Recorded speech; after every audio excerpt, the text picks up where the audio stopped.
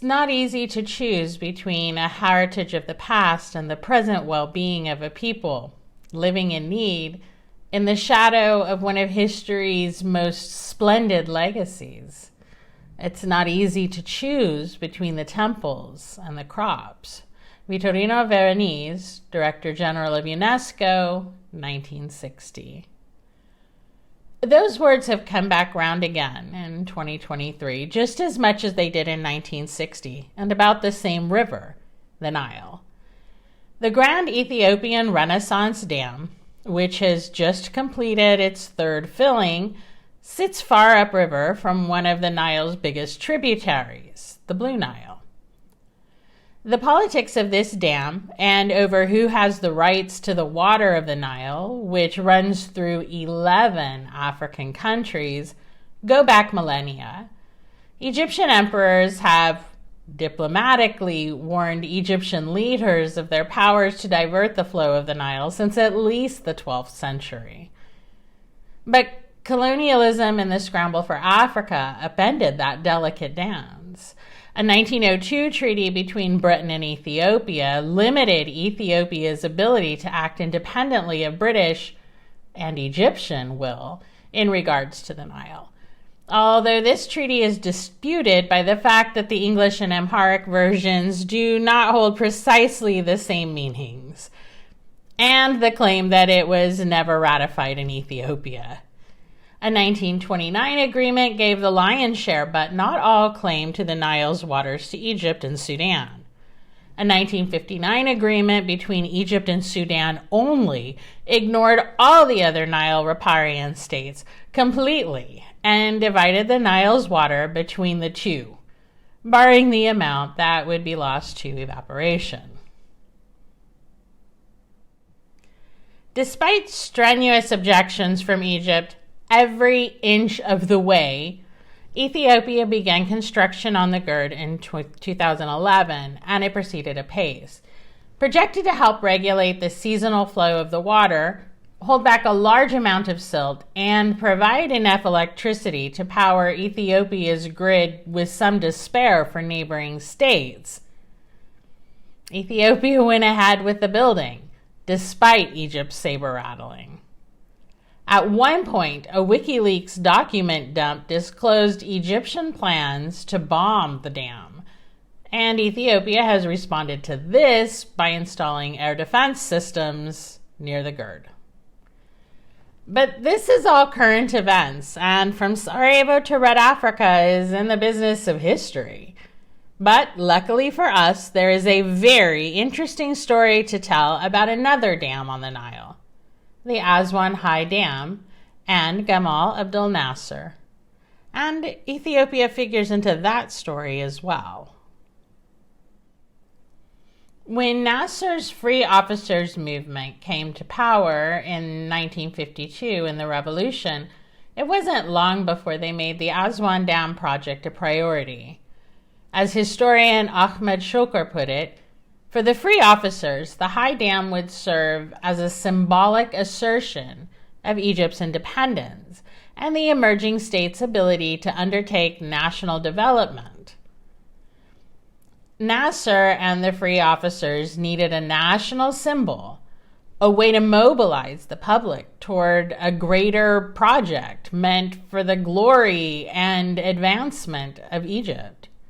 It was a way toward uniting the people, but also a way to distract them from the austerity and hardships required to build an advanced economy. The degree of commitment needed also brought more of the state under Nasser's control. Toward this end, Nasser asked for and got tentative pledges toward the dam's construction from both the U.S. and Britain. Things, however, are never that easy. Nasser had other requests of the West, and when the West did not supply them, he went to the Soviet Union. This back and forth and distrust culminated in the withdrawal of the UK-US pledges and the Suez Canal crisis. The West didn't think that the Soviet Union could afford to finance the Aswan High Dam on its own, But the Soviet Union came in with an offer of financing over $1 billion toward dam construction and a 2% interest rate.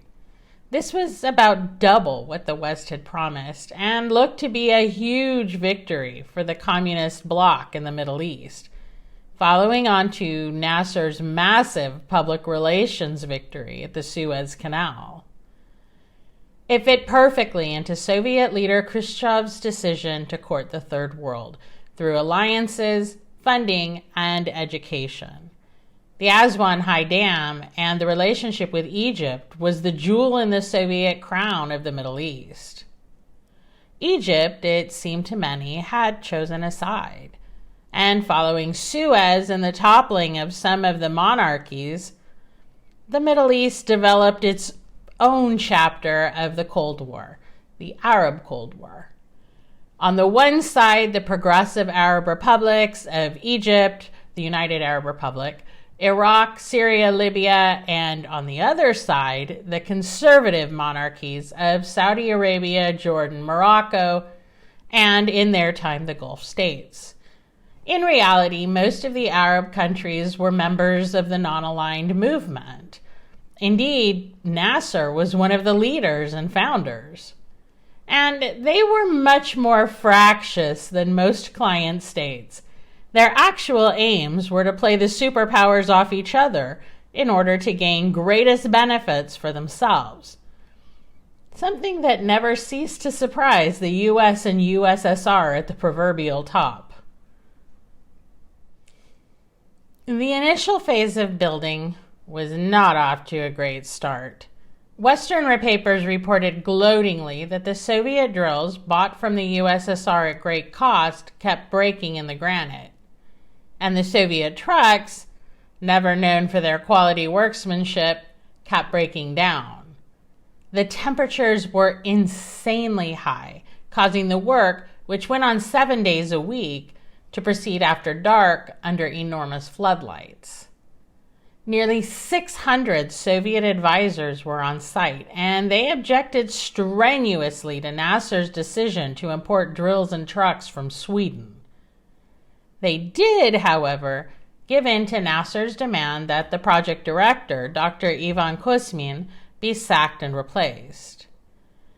There was so much irritation over the problems in the first phase of the dam that the Director General of the Aswan project, Ibrahim Kanawi, made an unprecedented statement to Time magazine in 1962. The Russians simply did not know how to do the project here. We're grateful for their credits and technical advice, but now we're running the show ourselves. The West held up hopes for a rift, but work continued. And as the project returned roughly to its time scale, issues between Egypt and the Soviet Union calmed. Heritage sites became a rallying cry for more than 50 countries in the world, and an international coalition managed to relocate 24 of the most precious archaeological sites in the way of the growing Lake Nasser. More than 100,000 people were relocated from their homes, but there was more to come. In May 1964, Nikita Khrushchev visited Egypt for more than 2 weeks.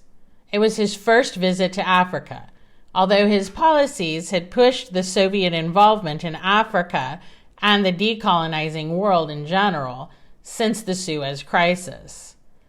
In the 8 years since they had pledged the money for the dam, the USSR had continued to supply arms, technical advisors, and educational opportunities for up-and-coming young Egyptians.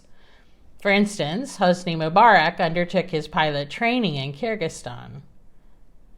The visit was a rousing success.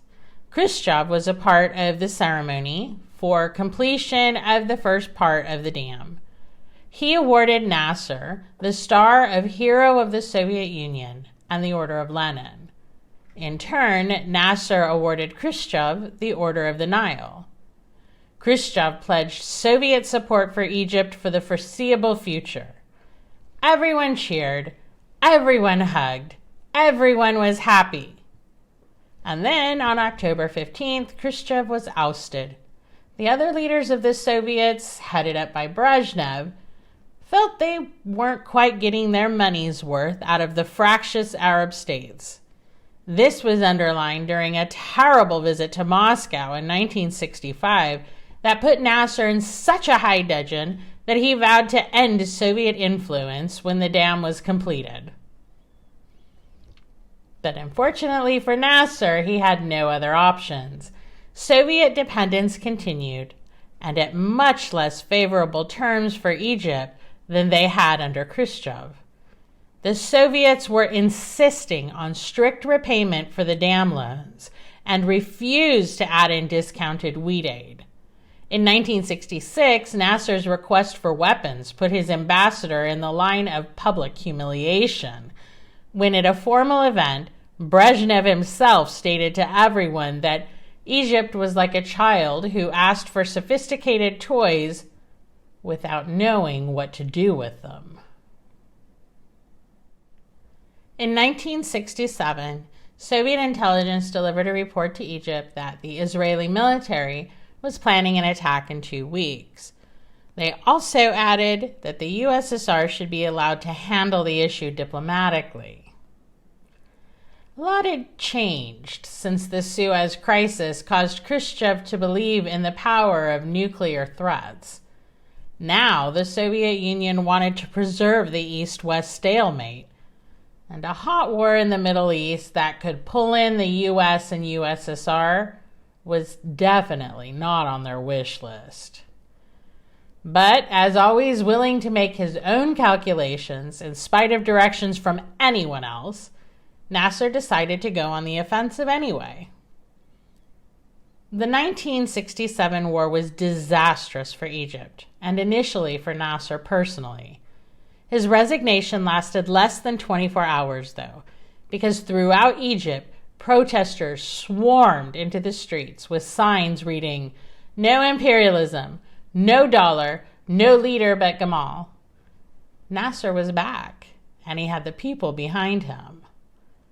But the Soviets still held the purse strings, and an added fear of further Israeli attack led Nasser to grant the Soviet demand he had been withholding for a decade: a Soviet airbase on Egyptian soil, as well as Soviet access to Egyptian naval bases.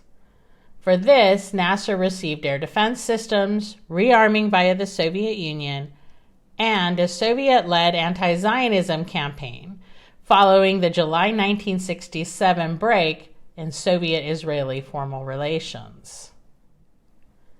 Through the politics, the work on the Aswan High Dam continued. A main point of the dam was that by being in Egyptian territory, Egypt was able to call the shots regarding usage of the Nile. The 1959 agreement with Sudan made absolutely no mention of any of the other 9 riparian states upstream. And they were not silent in their protests. It proved to be the final straw for Emperor Haile Selassie of Ethiopia, who visited Egypt in the wake of the 1959 agreement and carried out the final separation of the Ethiopian Orthodox Church from Alexandria. He also commissioned a study from the United States, which identified sites for dams upstream of Aswan, construction that Egypt spent many years in diplomatic capital vetoing on the basis of treaties Ethiopia never signed. And with the unrest and upheaval in Ethiopia for many years, such a project was unable to be realized. Until 2011, and an influx of funding from the Ethiopian diaspora and the Chinese government. It's almost a mirror of Egypt's deaf ear to protests about the politics of the Aswan Dam in the late 1950s. Ethiopia ignored protests and built the dam anyway. The Aswan High Dam was dedicated in January 1971, and a monument to Egyptian and Soviet cooperation still stands on the spot today. Gamal Abdel Nasser didn't make it to the dedication, Although he did see the dam open in July 1970, he died suddenly of a heart attack in September of that same year.